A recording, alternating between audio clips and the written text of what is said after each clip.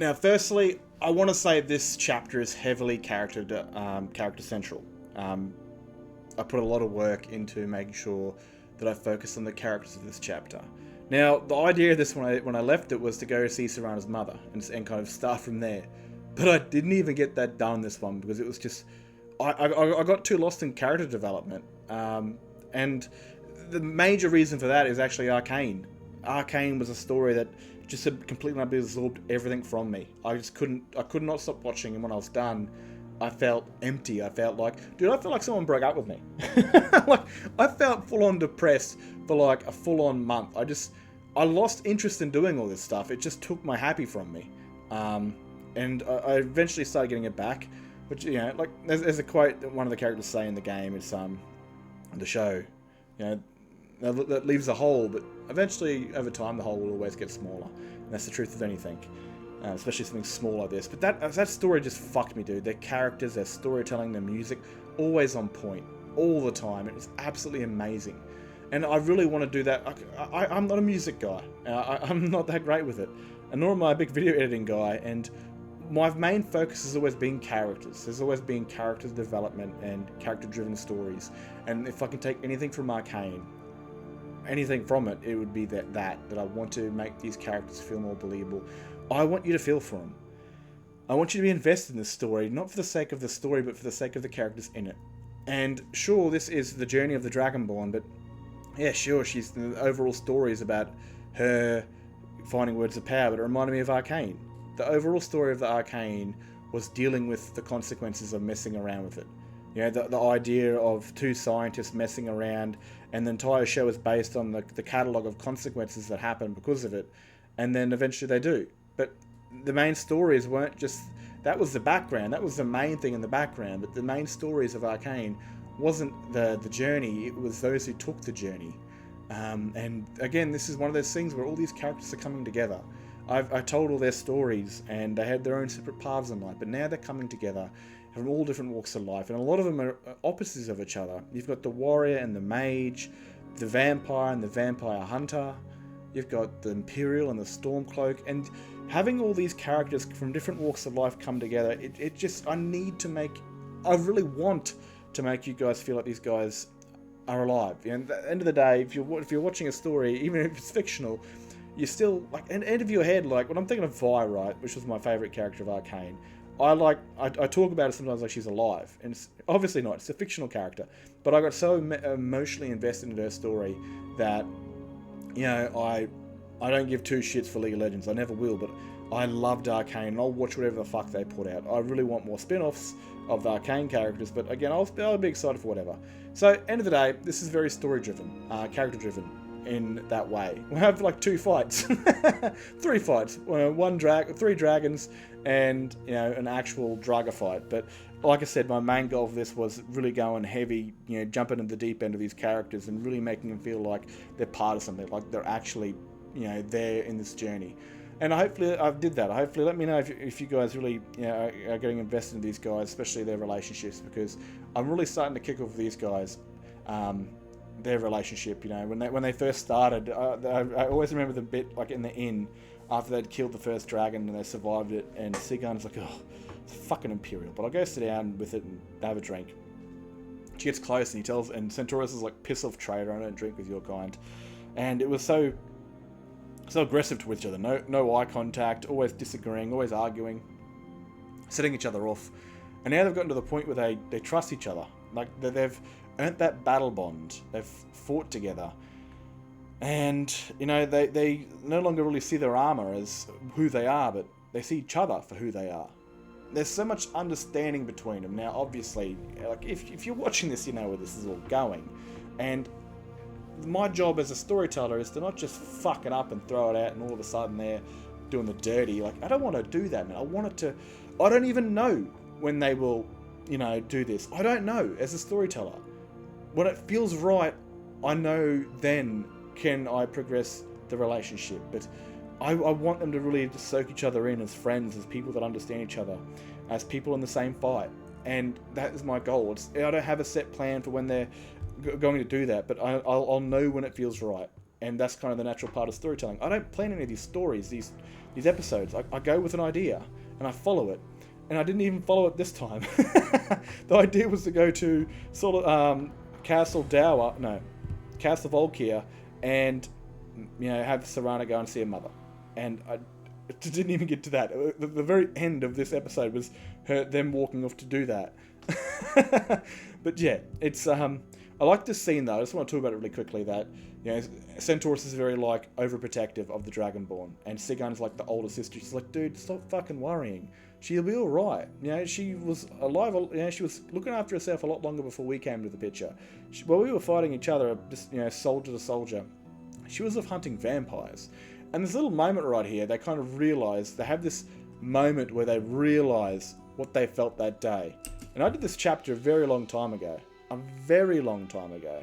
And this was like kind of the start of the story, I'm pretty sure, where they felt each other's presence across a large area of distance. Sigun goes up, she feels weird, she looks up at the tower, not knowing what the hell she's feeling, and Centaurus looks down towards the fort and has no idea what they're feeling, but here they realised they were something important, that all the way back then when they had no idea, a year or so later they find out that was them that they were feeling, and it kind of puts into respect of who they are to each other. Like, was it because of the Dragonborn, or was it because we're something special? And yeah, that idea is planted in their head during this scene. So, like I said, very character-driven. Now, I just want to get to a few more things. Like I said, I don't really plan these stories. I go off the flow. I do sometimes chuck things in there that are planned, like the dragon fight in Whiterun.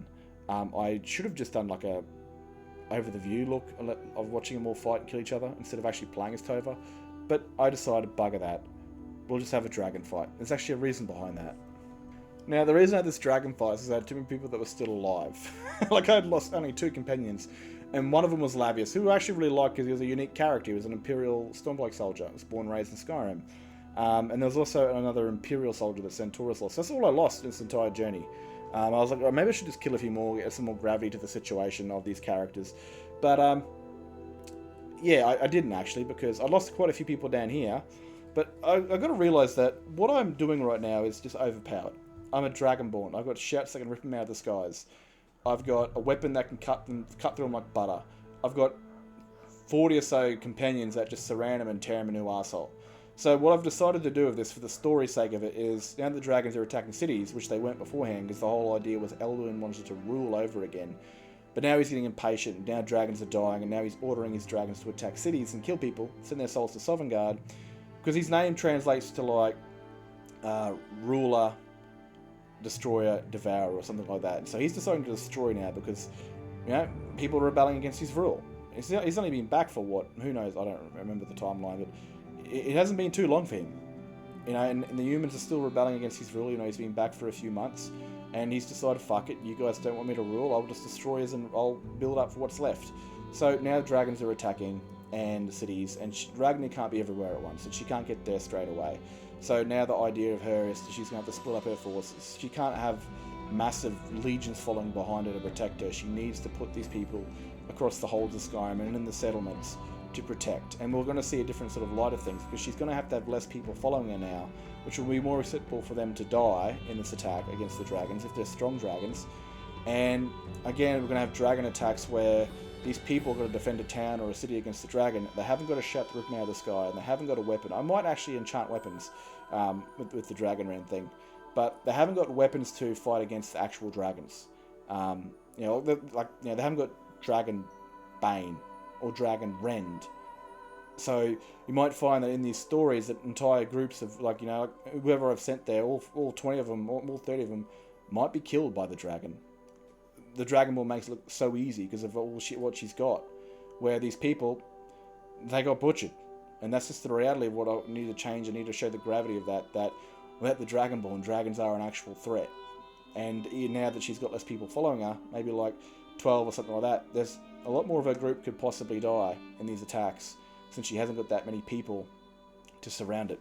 That's kind of the idea of it. So I did plan this attack to kind of kill a few of my companions, which sounds like a bad idea, but none of them actually died apart from the ones that were inside the city. So now I'm going to have to just change things around, make it more difficult for the Dragonborn, and also more difficult for the companions. Kind of starting like sort of like a guild or a group, you know, where they're not just the companions of the Dragonborns anymore, but they start an actual like organization where they all work together. And they'll come in handy much farther in the future when like it's all settled and stuff, like a new guild or something like that. I don't know, it's just ideas, but that's kind of what I went with it. And Nazim died, eh? The only way Nazim should die, not being murdered in the middle of the street, you goddamn psychopaths.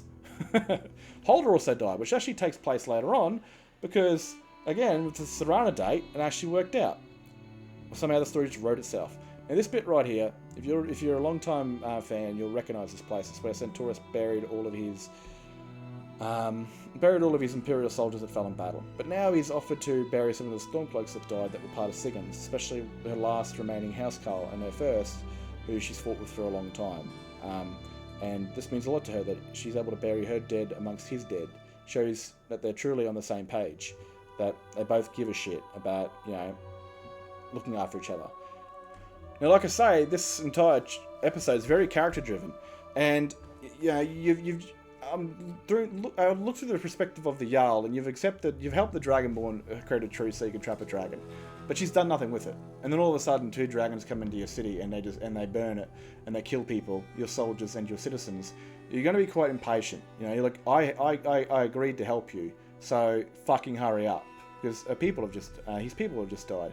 So when she comes and sees the Jarl, he's quite angry and he's quite aggressive, because again, like I said, if you basically, it'd be like a friend being like, oh, bro, I'll buy you TV, but I won't have the money until like next week, you know, or 2 weeks. And you're like, all right, I'll hold off for it. And you get many offers people to buy this TV. You're like, hold off for it because it's for a mate. And you finally get there, and your mate's like, oh, I don't have the money yet, bro. I'll get it in another 2 weeks. It kind of really pisses you off. And he's really pissed off with this situation because the Dragonborn would have hurried up and committed the trap. The dragons wouldn't have attacked his people. So he comes in quite heavy-handed, and he's yelling at the Dragonborn, you know, and again, Centaurus, being who he is, being a bit overprotective, he opens his mouth in this conversation, and you know the Jarl just blasts him, because again, Centaurus is the one that kind of held them back in the first one. He stopped the Stormcloaks' first advance before Sigurd eventually took the city back much later on. And so the Jarl's like, you know, and Imperials just talked back to him, and he's like, shut your fucking mouth, you are an Imperial runt, you've got no voice at this table.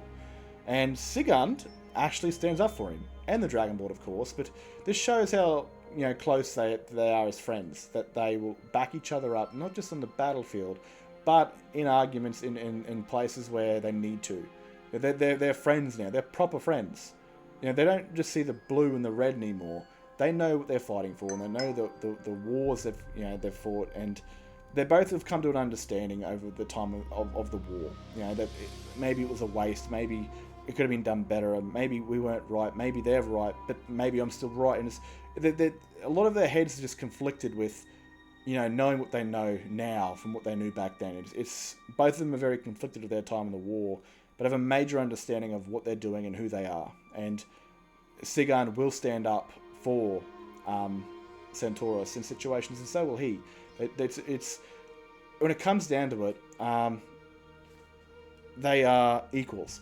Now, this sort of scene, and Ragnar has to put a foot down, says, I'm not ready. You're going to have to just understand that. I am not ready. If I go, I die. If I die, everyone dies. Well, I'll know when I'm ready. And again, I don't know when she's going to be ready, but I think she'll know when she's ready, and that's when I'll commit to the story of Elduin. There's a couple of things I want to do first. I want to do Worm's Tooth, and I want to do Dragonborn, of course, before I even go into that. But I want Dragonborn to kind of be like a step foot. It's like it's kind of like the awakening when she knows she's ready to go fight Elduin. So I don't want that to be like the second last journey. Now, when it comes down to this, Tova is also kind of impressed that Sigurd stood up to her own Jarl. You know, she's like, man, my granddaughter's got a fucking set on her. Holy shit. And she's kind of surprised and also kind of happy that she defended Centaurus, because Tova's got a lot to say to Centaurus. And none of it's bad. None of it's bad at all. Centaurus and Sigurd kind of tease each other, and they've got, like I said, a friendly relationship. And there's a moment where Tova goes, Centaurus, I want to speak to you alone. And, you know, when an enemy commander wants to speak to you, you're kind of a bit worried about this. And then Sigurd's like, just making a bit of fun, because she knows nothing's going to happen to him. But she's just teasing him. He's obviously a little bit worried. He's like, what the fuck, what do you want? Now, again, this is actually one of those things I've been waiting for a long time because of Centaurus' actions. Now, back in the past, I think when the dragons first showed up, the chapter, when the very first dragon attacked his keep, Brianna, doing what she does best and not listening, she went and attacked the fort thinking it'd be weak. And Centaurus stopped her. And he could have killed her, he killed everyone else, but he decided to spare her life. And this was Tova's granddaughter. And when he also found out what had happened to Brianna many months later, he got her out of there and sent her back to the Stormcloaks. Mainly for the goal of befriending Sigurd, which is the first step really into it. She got really mad and tried to kill him, but again, from an emotional standpoint, she was destroyed and what the fuck was going on. Seeing what happened to her sister and hearing what happened to her sister, she attacked Centaurus out of rage. And later on, when she came back to Fort Dawnguard to join on, she understood and she was, what Centaurus had done for him. This is kind of where the relationship starts. But Tova, and this is her granddaughter. These two are what's left of her child. These are her children. She raised them. These are what remains of her daughter that died during childbirth. They are most important to her. They are her life. She didn't join the Stormcloaks because she obviously agrees that they should rule themselves, but she only joined because her granddaughters joined. And this one man basically, instead of killing her granddaughter, spared her life. And when he found out what was happening to her, he sent her back. And he's now currently on the battlefield fighting off dragons with her other granddaughter. And they're looking after each other, and she remarks, and what I want to do with this, when it comes into female characters, so many people get so sexist or so warped up in their own shit that women belong in the home or the hearth. This is the Elder Scrolls, man. You see them in every single situation. In the war, as bandits, as warlocks, it doesn't matter. Females can be anywhere in the Elder Scrolls universe. So I definitely wanted to show that here, that it's not about that she's a chick and she's fighting, it's about that she's a warrior, fighting for her cause, as he's a warrior fighting for his. And I want them to be equals. I don't want Centaurus to be the overbearing protector, I'm the man, I've got to protect you, any of that shit. They are both equals on the battlefield. They look after each other. That's what the entire thing is. It's not about, nothing is referenced where, Tova will go, if you look after her, she'll look after you. And this is the way it is. It's not about being the macho man that protects over. He's a bit that way with Ragni, because the first time we saw her was a beautiful young bard, and then, she was a Dawnguard. He didn't see much of that, but it's morely down to the fate that he wants to protect her, because that's kind of who he is. At the very start of when they met in that chapter a long time ago, she mentions that she felt him across, when she saw him, she's like, he feels like a protector, like he would give his life for me. She kind of mentions his entire role before any of this happens. And he says the same thing Cecilia says about the champion of Cyrodiil. I was surrounded by darkness, but when I saw her, I felt the light come in. And that's kind of the role.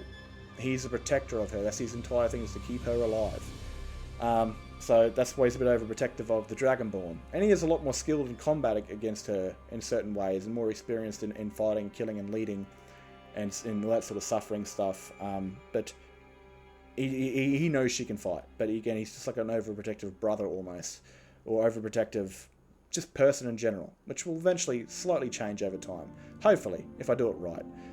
Now, like I said, Tova basically thanks him and honours him by saying, you're the most honourable man my granddaughters have met. And she basically says thank you for saving Brianna's life and getting her out of the situation she was in before they executed her or further committed heinous crimes against her.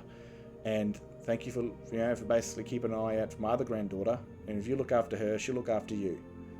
And that sort of stuff. So he was quite surprised, and he was happy that.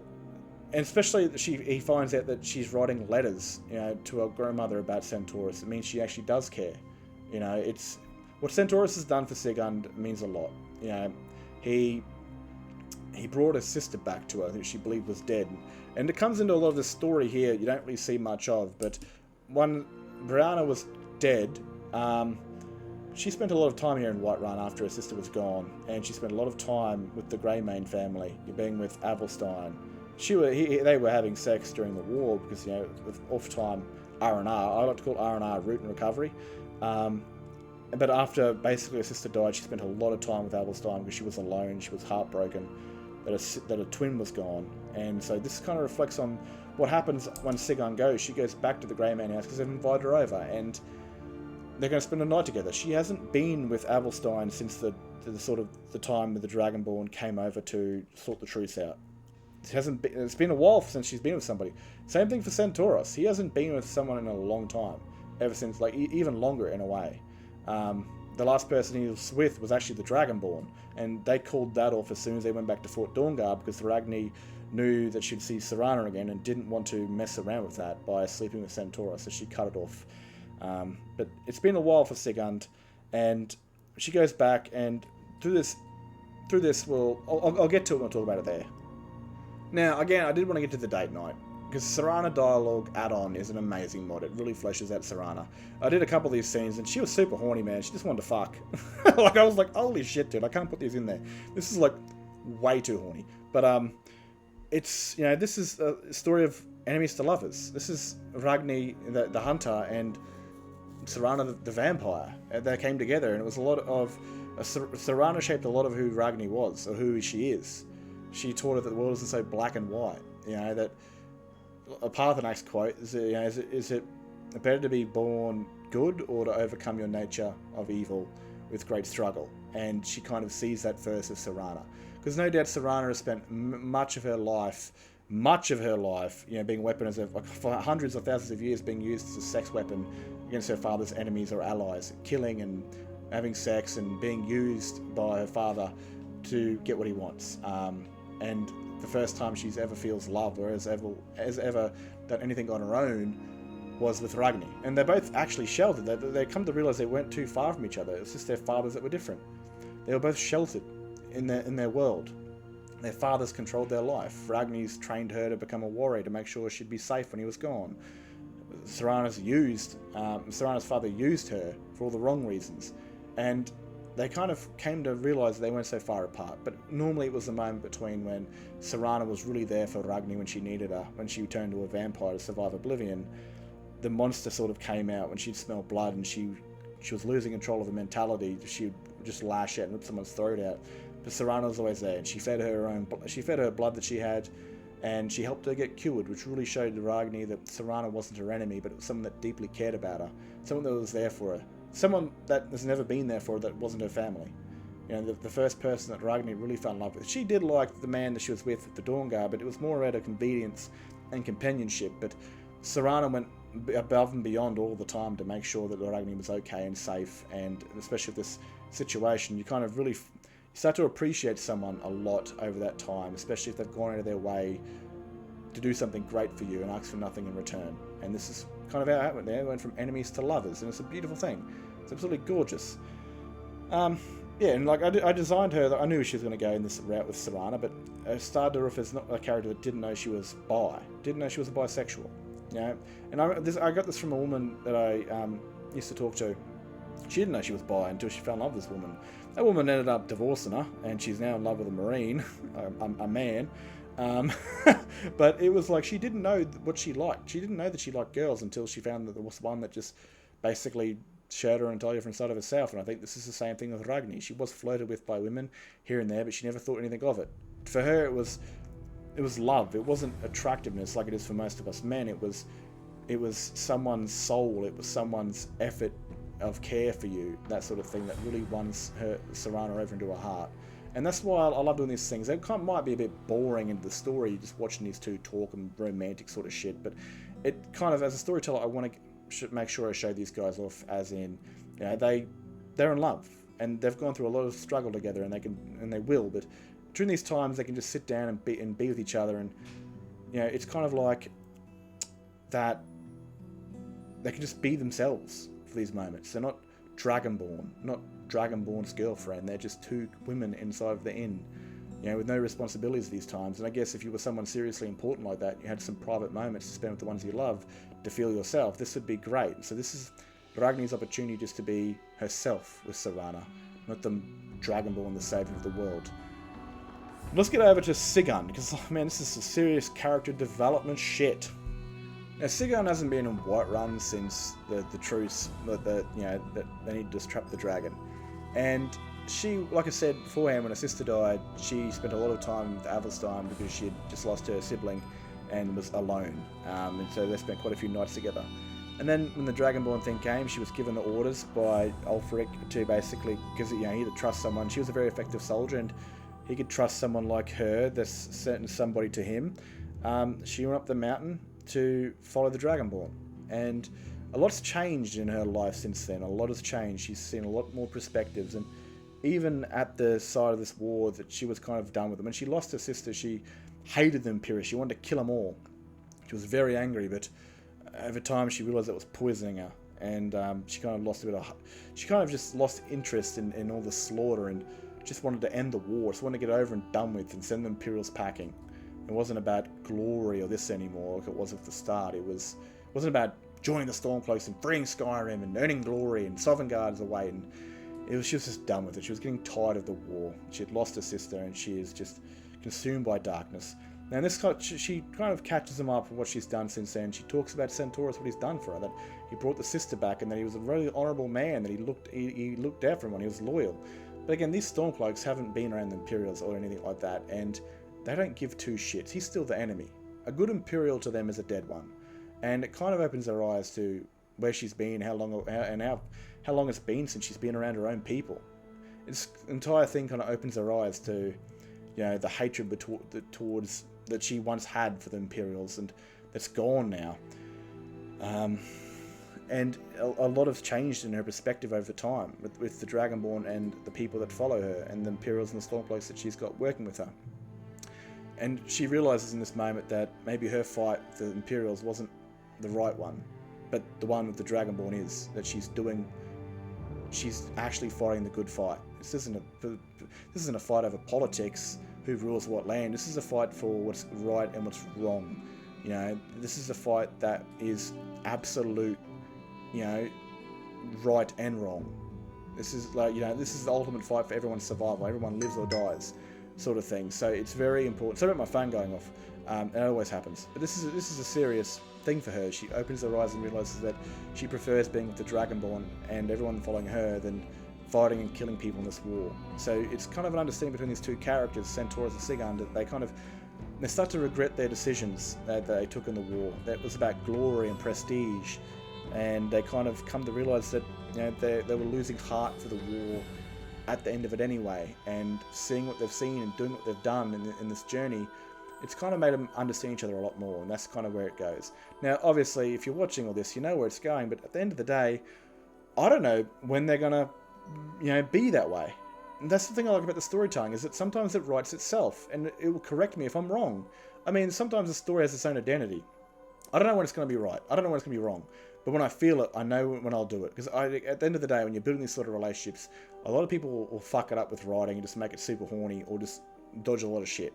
I want these two to be as thick as fucking hell when it comes to this sort of stuff. And I'm going to give you an example real soon of why that is. But like I said, I don't know when they're going to have their moment. I'll know when the moment is right. I'll know the exact fucking moment. I'll feel it in my heart. The story will be telling me, dude, now. And there's a reason for that. But like I said, I don't know if I want to keep repeating myself or not, but when it comes, it comes. Then the story knows it's right. It will tell me. And it'll be then and there. Now, the example of the story writing itself or correcting me is actually a moment right here. I plan for this to be a simple Sigurd goes in, finds Centaurus asleep. Why is he asleep? Because this was his very first home. So this is his safe zone. This was a place where that was his own. So he can sleep a lot better here. And he's kind of, he's jumped back into his old bed. He's just passed out because this was his home. This is his bodily instinct to fall asleep here. This is his safety net. And he's still asleep when he should be up, because soldiers are up normally early. It's just their routine.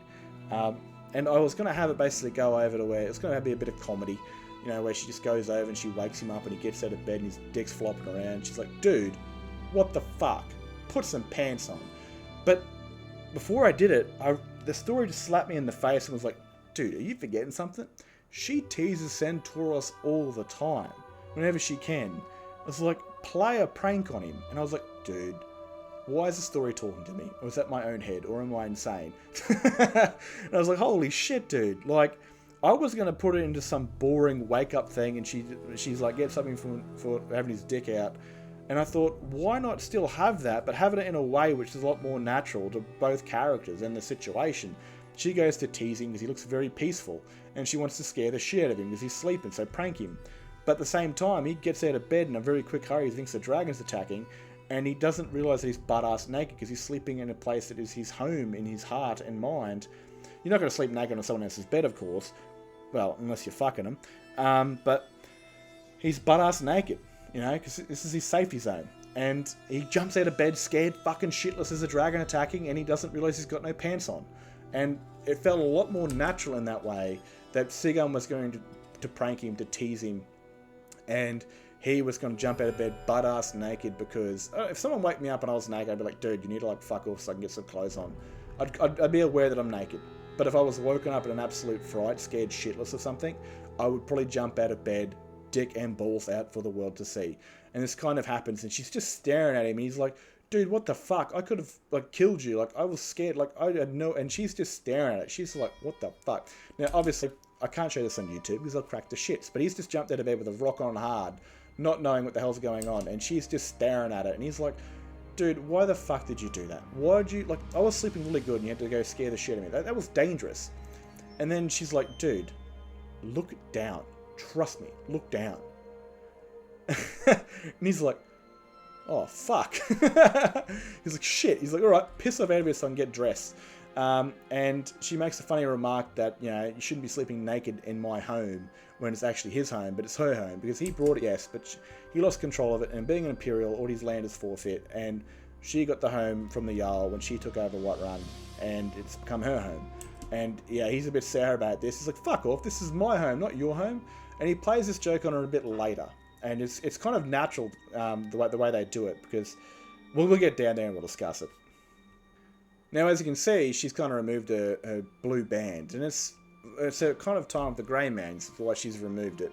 Now, he's kind of like, you're an absolute arsehole, you know, you shouldn't have done that. That was just rude, and she's just smiling because she thought it was hilarious. You know, it was funny. She likes teasing him, because they're close friends. They are close friends, and he's like, dude, you're a dickhead. And so... eventually, he compliments her new look, you know, removing the band from her face, and she discusses that it was a sign of rebellion in the blue stripe. You know, it was to remind the Imperials that I am fighting you, and she knows now that, you know, that she's no longer his enemy. So she removes the band to show that she is not his enemy. And this is the natural thing about it. He kind of flirts with her and says, "It looks nice," and then he leaves him with a joke. It's the kind of thing that I do in my life.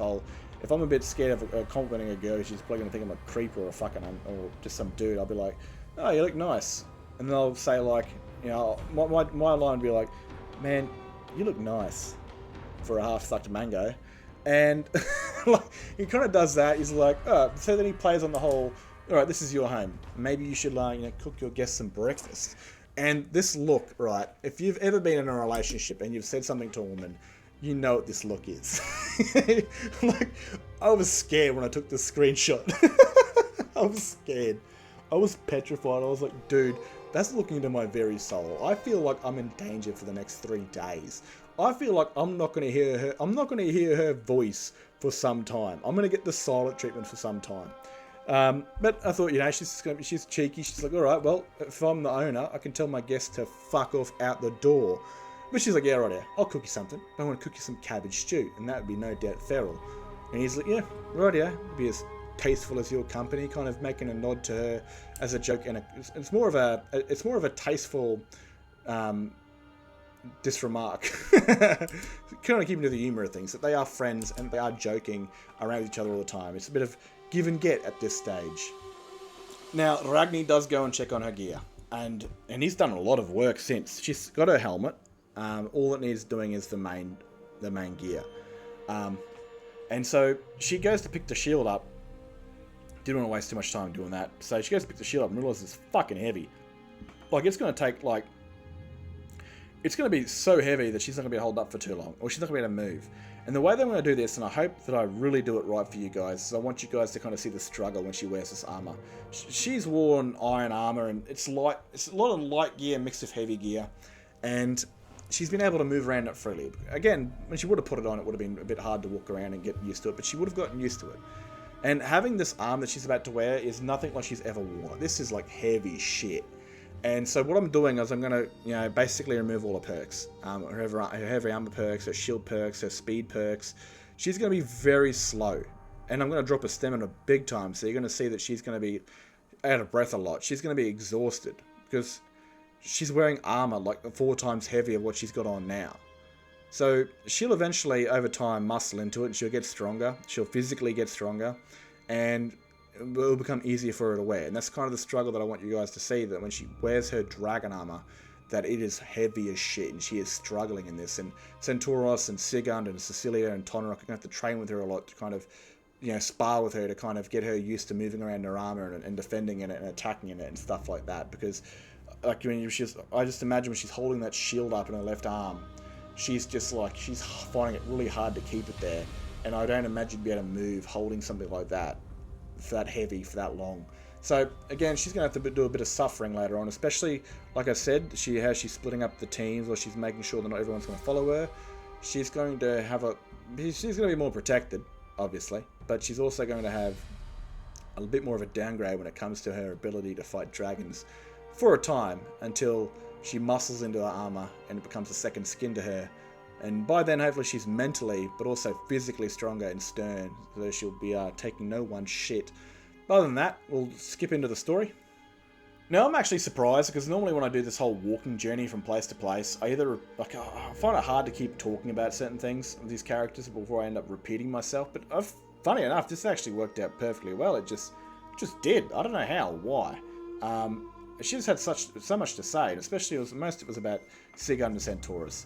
End of the day, this is a journey, right, about these characters. This is the Dragonborn's journey to find words of power so she can defeat Elduin. But really, what this is just having these characters all together from the different walks of life, and the story driven in between them. Like I said beforehand, Arcane was the main story of the League of Legends story. It was the main thing. That was the story. But the main stories in between that story were the characters that played part in it. And this is what I want to do with this journey. I have all these diverse characters from different walks of life. Some are outright enemies to each other.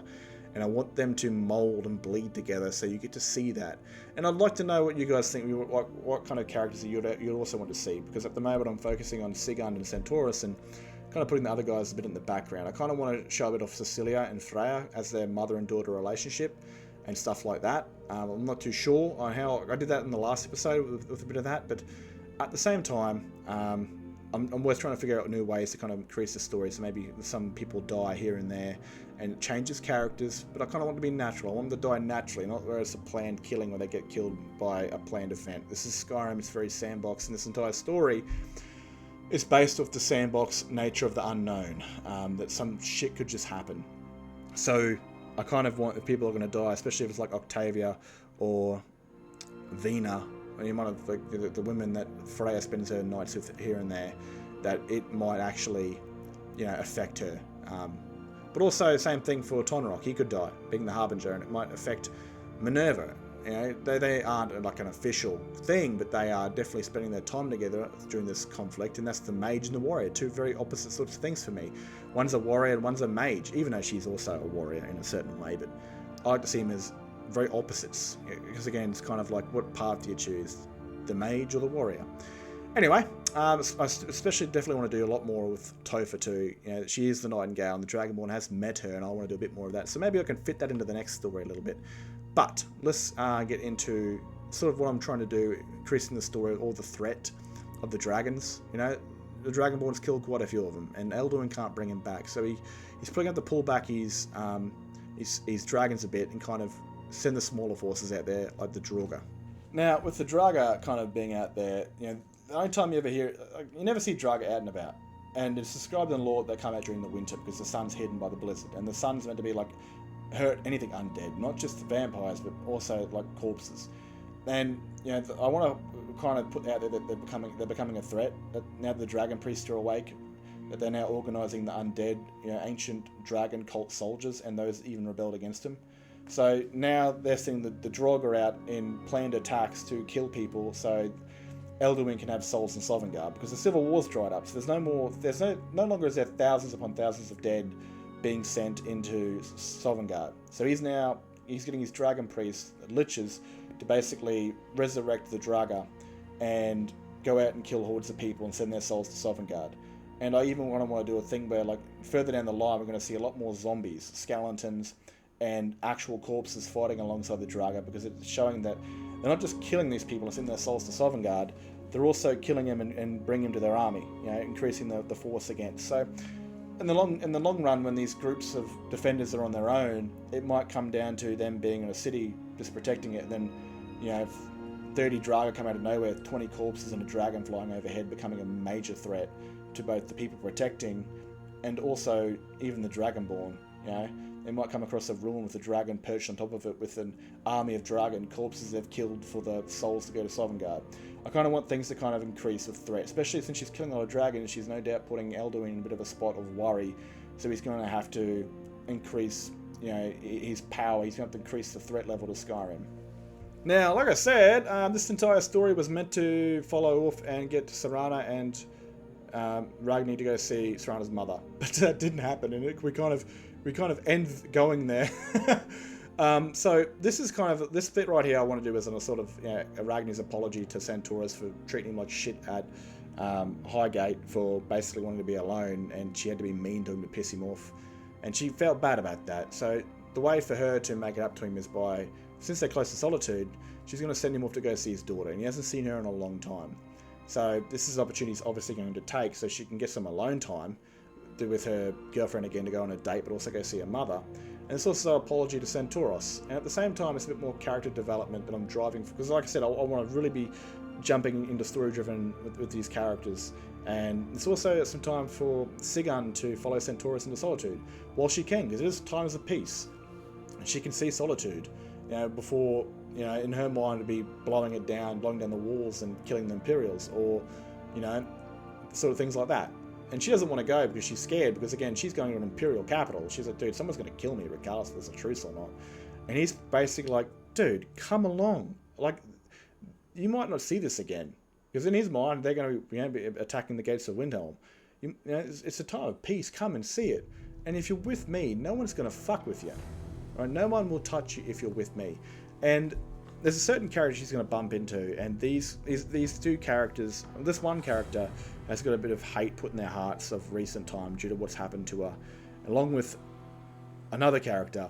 They're kind of, I made them as supporting characters in the Civil War's first half, but they're going to be taking main lead as the Civil War's second half.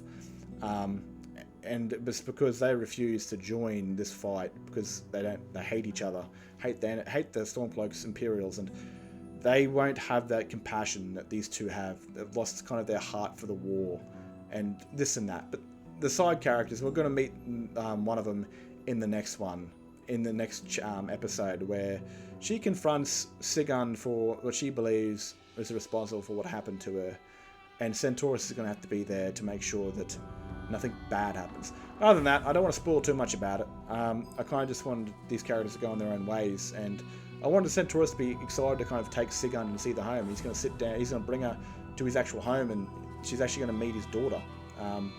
Because he does deeply care about her now. Sigurd he sees her as an equal. He doesn't see her as a Stormcloak. He sees her as an old woman that protects him, that he protects her. And there's a good friendship there, and it's building into something special, and maybe might be already somewhat slightly there. The sparks of it. It's about to ignite the fire. But other than that, I hope you guys have enjoyed this story. It was heavily character driven, and I want to do more of that because this is what it should be. The story is about stopping Elduin, but again, the story without characters isn't something worth watching. And I've learned, especially watching Arcane, that it doesn't matter if it's a story of a setting I don't really care about. If it's a story well fucking told, dude, it is something worth watching. other than that, if you guys like this, you know, and this sort of stuff, go leave me a comment on the original video if you made it this far, because that always helps the video get out more to more people that really enjoy storytelling, or that just enjoy Skyrim altogether. But this is just my general thoughts on the whole entire creation and setting of this entire episode. And yeah, I don't, you know, I know obviously for the next episode the idea is to go to Castle Valkyria, you know, Serana's mother, and then have this sort of duo go into Solitude together.